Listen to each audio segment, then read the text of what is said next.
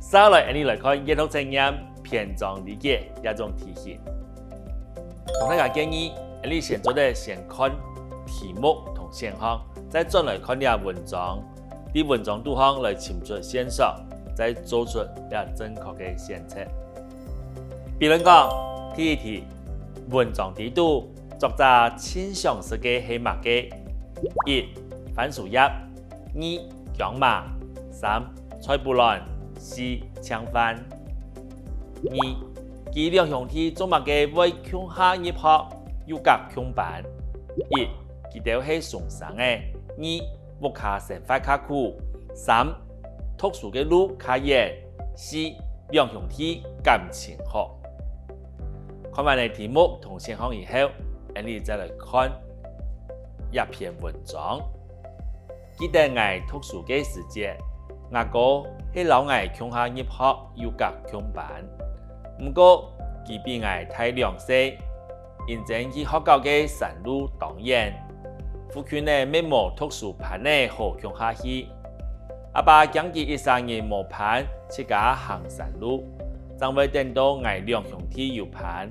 將強下去讀書，開學今日早晨，我一上床就看到阿妹喺做下煮菜，準備挨到嘅飯碟誒，阿妹將煮好燒綠綠嘅番薯飯，還有炒番薯葉、撈鹹薑麻，看到一道菜，老特別是嘅無乜嘅偵查，好彩還有見到香撲撲嘅菜脯卵。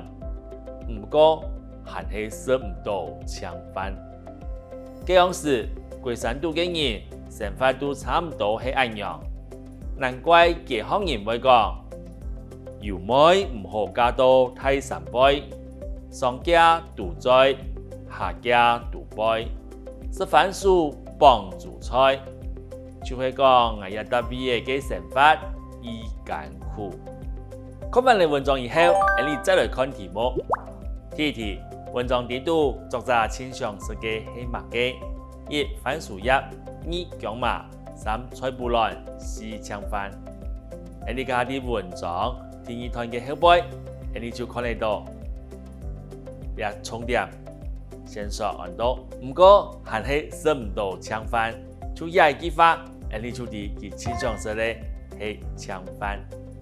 第二題，佢兩兄弟做乜嘅會強下入學，又夾強班？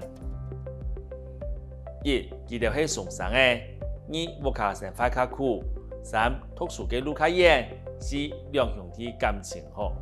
了解這個選項嘅意思以後，再比對了文章嘅內容，原來係認真去學校嘅山路當然。